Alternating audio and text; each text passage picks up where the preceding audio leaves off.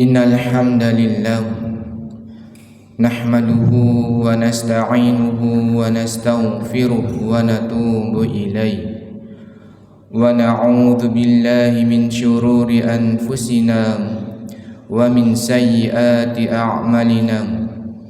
Man yahdillahu fala mudilla lahu wa man yudlilhu fala hadiya lahu. Ashhadu an la ilaha illallah wahdahu la syarika lahu wa ashhadu anna Muhammadan abduhu wa rasuluhu la nabiyya wa la rasula ba'da. Allahumma salli wa sallim ala sayyidina Muhammadin wa ala alihi wa ashabihi wa man tabi'ahum bi ihsan ila yaumil qiyamah. Faya ayyuhal habirun usikum wa nafsi bitaqwallah faqad fazal muttaqun. Kama qala Allah ta'ala fi kitabihil karim. A'udzu billahi minasy syaithanir rajim.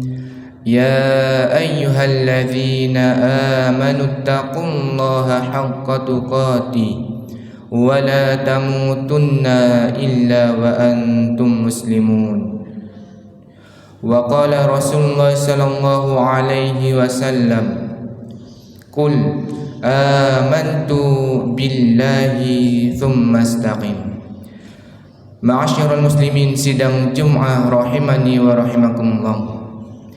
Di hari yang mulia ini, marilah kita tingkatkan iman dan takwa kita sebagai bentuk rasa syukur kita kepada Allah Subhanahu wa ta'ala, yang dimana pada hari yang mulia ini Allah masih melimpahkan segala nikmatnya. Salah satunya berupa nikmat iman, nikmat Islam, nikmat kesehatan dan kesempatan, sehingga kita dapat melaksanakan ibadah salat Jumat yang insyaAllah diridhai oleh Allah Subhanahu wa ta'ala. Dan semoga lisan kita senantiasa untuk bersalawat kepada baginda Muhammad sallallahu alaihi wasallam. Beliau diutus oleh Allah untuk menyempurnakan risalah Islam, membawa kita dari zaman kebodohan menuju zaman al-Islam, dan beliaulah suri tauladan kita. Ma'asyiral muslimin, sidang Jum'ah rahimani wa rahimakumullah. Pada khutbah Jumat hari ini, khatib ingin mengingatkan kepada para jamaah tentang sesuatu yang sering kita lupakan tetapi harus kita persiapkan. Sesuatu yang pasti akan terjadi, akan tetapi kita tidak tahu kapan akan terjadi kepada kita. Sesuatu yang menjadi gerbang dari kehidupan dunia menuju kehidupan akhirat, yaitu kematian. Dalam Al-Quran surat Al-Baqarah ayat 28, Allah Subhanahu wa ta'ala berfirman, kaifa takfuruna billahi wa kuntum amwatan fa ahyaakum thumma yumitukum thumma yuhyikum thumma ilaihi turja'un. Bagaimana kalian ingkar kepada Allah padahal kalian tadinya mati, lalu Dia menghidupkan kalian, kemudian Dia mematikan kalian, lalu Dia menghidupkan kalian kembali, kemudian kepadanya lah kalian dikembalikan. Dalam tafsir Ibnu Katsir dijelaskan bahwa ayat ini menjelaskan akan kekuasaan Allah, dan sungguh aneh orang yang ingkar kepada Allah sementara manusia awalnya tiada, lalu Allah menjadikannya ada di muka bumi ini. Dan ayat ini juga menunjukkan bahwa kita semua pasti akan menghadapi kematian, dan kita akan semua pasti akan dibangkitkan kembali setelah kematian itu. Ma'asyiral muslimin, sidang Jum'ah rahimani wa rahimakumullah. Maka apa saja kewajiban kita dalam kehidupan ini sebagai bentuk persiapan diri kita sebelum kita menghadapi kematian? Sebenarnya ada banyak hal yang bisa kita lakukan untuk mempersiapkan bekal kematian kita.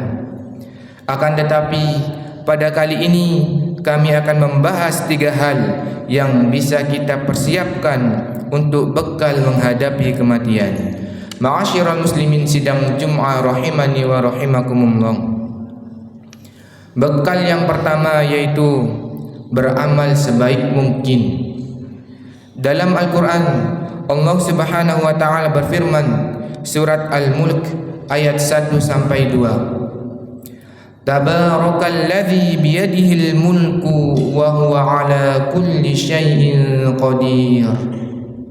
Maha suci Allah yang menguasai segala kerajaan dan Dia maha kuasa atas segala sesuatu. Alladzi khalaqal mauta wal hayata liyabluwakum ayyukum ahsanu amala wa huwal azizul ghafur.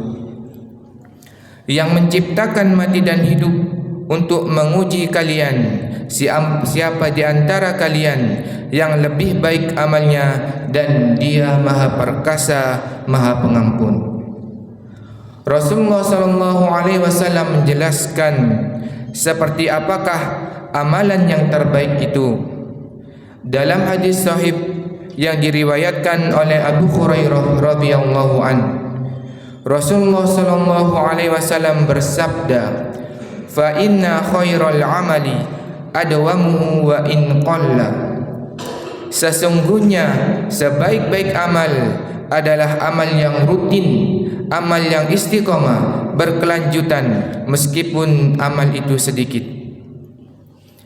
Dalam hadis ini menjelaskan amalan yang istiqamah terus berkelanjutan meskipun terlihat ringan dan sedikit, maka amalan tersebut menjadi sebaik-baik amal. Seperti contoh solat tepat waktu, solat sunnah, sedekah di hari Jumat, ngaji subuh, menolong orang, menjenguk orang sakit. Jika dilakukan dengan berkelanjutan, maka amalan yang terlihat ringan ini menjadi sebaik-baik amal. Kemudian beramal sebaik mungkin juga berarti pekerjaan itu kita lakukan dengan rasa seikhlas mungkin, semaksimal mungkin, dan dengan sesempurna mungkin, baik dalam interaksi kita kepada Allah maupun kepada sesama manusia. Dan kita tanamkan dalam diri kita, bisa jadi amal yang sedang kita kerjakan menjadi amal terakhir kita di dunia ini. Ma'asyiral muslimin, sidang Jum'ah rahimani wa rahimakumullah. Bekal yang kedua yaitu menyiapkan amal yang terus mengalir pahalanya. Di antara yang dapat kita persiapkan adalah dengan memperbanyak amal jariah, ilmu yang bermanfaat, serta mendidik anak kita menjadi anak yang soleh yang dapat mendoakan kita kelak. Sebagaimana Rasulullah SAW bersabda, An Abi Hurairah radhiyallahu an, anna Rasulullah sallallahu alaihi wasallam qala, idza mata al-insanu inqata'a anhu 'amaluhu illa min thalatha, illa min shadaqatin jariyatin aw 'ilmin yuntafa'u bih aw waladin salihin yad'u lahu. Diriwayatkan oleh Abu Hurairah bahwasanya Rasulullah SAW bersabda, jika manusia mati maka terputuslah amalnya kecuali 3 perkara: sedekah jariah, ilmu yang bermanfaat, dan anak yang soleh yang selalu mendoakan kedua orang tuanya. Hadis riwayat Muslim. Ma'asyiral muslimin sidang Jum'ah rahimani wa rahimakumullah. Pada hadis ini Rasulullah sallallahu alaihi wasallam menjelaskan kepada kita bahwasanya ada amalan yang akan terus mengalir walaupun seorang tersebut sudah meninggal dunia. Rasulullah sallallahu alaihi wasallam menyebutkan yaitu sedekah jariah, ilmu yang bermanfaat dan anak yang soleh yang selalu mendoakan kedua orang tuanya. Ma'asyiral muslimin sidang Jum'ah rahimani wa rahimakumullah. Dari tiga hal ini kami akan memfokuskan kepada anak yang soleh. Sungguh rugi jika kita diberikan amanah berupa seorang anak tetapi kita tidak bisa menjadikan anak-anak tersebut sebagai anak yang soleh. Anak menjadi investasi besar dalam kehidupan kita di dunia. Jika kita mengarahkan anak itu dalam hal kebaikan, maka anak tersebut akan menjadi anak yang soleh.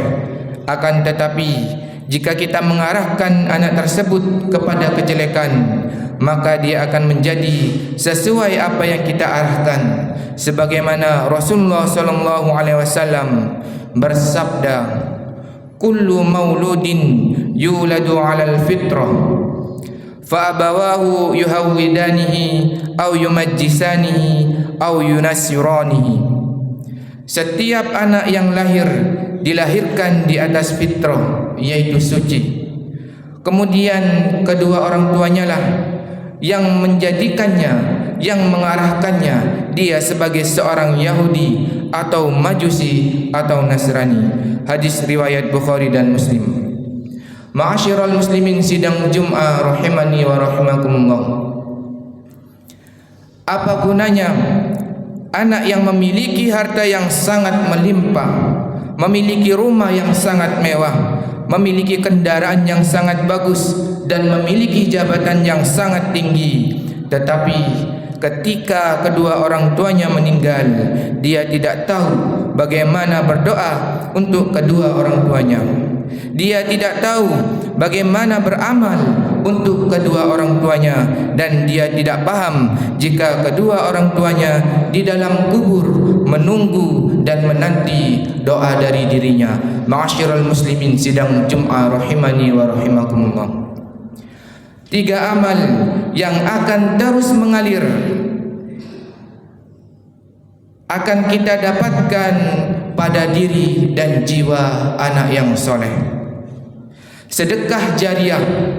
Sedekah jariah yang kita lakukan yaitu dengan mengarahkan seluruh harta kita untuk menafkahi seorang anak yang soleh. Anak yang kita arahkan kepada hal-hal yang baik dengan menyekolahkan ke madrasah, pondok pesantren, diikutkan ngaji subuh serta diberi nafkah dengan pendidikan-pendidikan lain yang mengajari anak kita mengenal Allah dan Rasulnya. Kemudian ilmu yang bermanfaat. Ketika kita sebagai orang tua mengajarkan anak itu mengenal surat Al-Fatihah, kemudian diterapkan dalam setiap solatnya dan dibaca terus menerus ketika dia hendak solat, maka ilmu inilah yang akan terus mengalir pada jiwa anak yang soleh.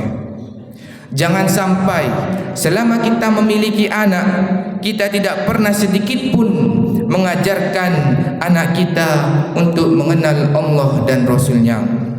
Kemudian dari hal inilah akan terbentuk anak yang soleh yang akan terus mendoakan kedua orang tuanya.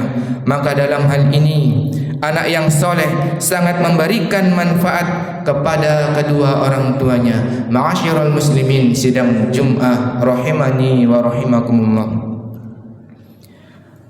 Bekal yang ketiga yaitu berdoa agar diberikan husnul khatimah.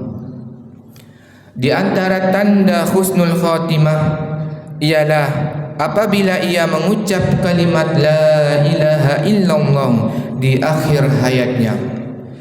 Dalam sebuah hadis yang diriwayatkan oleh Abu Daud, Rasulullah sallallahu alaihi wasallam bersabda, man kana akhiru kalamihi la ilaha illallah dakhalal jannah.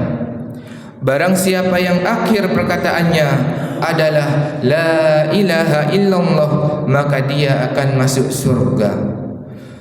Kemudian seorang yang husnul khatimah apabila ia mengerjakan pekerjaan baik di akhir hidupnya, yaitu sebagaimana Rasulullah sallallahu alaihi wasallam bersabda, qala Rasulullah sallallahu alaihi wasallam, idza arada Allah bi'abdin khairan ista'malahu, faqila kaifa yasta'miluhu ya Rasulullah, qala yuwaffiquhu li'amalin salihin qabla al-maut. Rasulullah sallallahu alaihi wasallam bersabda, apabila Allah menghendaki kebaikan kepada seseorang, maka Allah akan membuatnya beramal. Kemudian para sahabat bertanya, bagaimana membuatnya beramal? Kemudian Rasulullah sallallahu alaihi wasallam menjawab, Allah akan memberikan taufik padanya untuk melaksanakan amal soleh sebelum dia meninggal. Hadis riwayat Ahmad dan Tirmidzi. Ma'asyiral muslimin, sidang Jumat yang insyaallah dimuliakan oleh Allah, semoga kelak kita termasuk hamba Allah yang dapat beramal baik selama hidup kita, meninggal dalam keadaan husnul khatimah, dan semoga Allah memudahkan dalam hidup kita untuk mencetak anak-anak yang soleh yang kelak akan mendoakan kita.